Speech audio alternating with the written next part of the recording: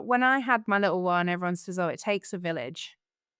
And I think that resonates with being in a startup business as well. You can't do it on your own. You can't. You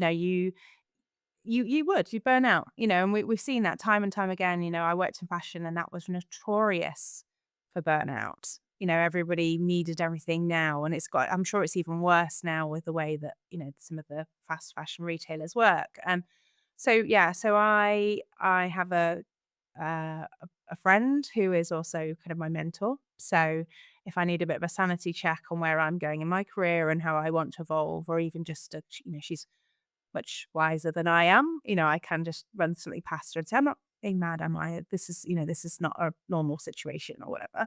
I actually have a fitness and wellness coach. So again, to keep my sanity, I need to exercise. I think again, we're all quite aware of what physical exercise does for our mental state. So, being able to make sure I get that time out, having the dog, cocker spaniel, 3 walks a day, still not tired.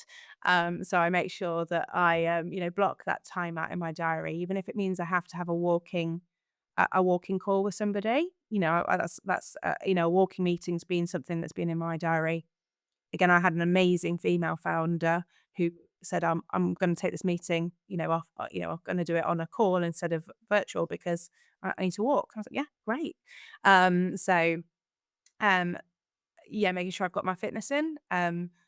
We obviously, you and I talked about this, the kind of neurodiversity. I'm going through my ADHD diagnosis at the moment, so I can't do things like meditation, and my brain doesn't work like that. So finding what works for me, and that could be literally could be a punch bag. It could be really sweating it out and trying to get switch off because I think the switching off is the important bit.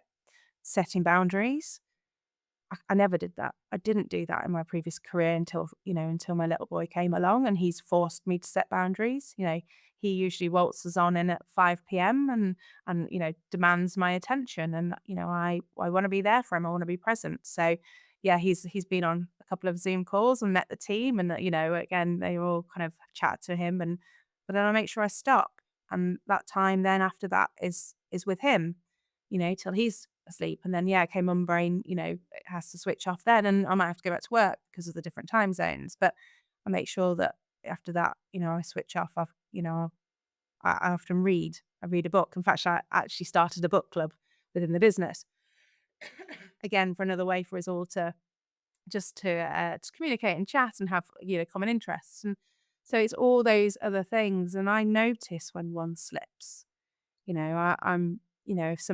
I stop eating well or I stop exercising or I bought a house recently, so throwing that into the mix just sent me in a little spiral and making sure that again I've got the right people around me, whether that be friends or family or or a coach to just put me back on track so that I get the rest and I get the switch off and I set my boundaries and when I do what I do and the business is really good at respecting that. And again, I'm really fortunate I work in a company that understands that, Theo is my world. I look after, you know, all the employees on a day-to-day basis, but at nighttime they're not on my mind because I'm worrying about is Theo's room too hot? Is it too cold? Has he got his socks on? Has he eaten enough food? Is he going to sleep through the night? And again, it's that headspace. Um, and I don't. I've learned to switch off from work because otherwise, going home with the emotional baggage would I think then affect my mental stability. I need to give everyone my everything when I'm at work to solve issues for them and make sure that they're okay. But my home life's important to me.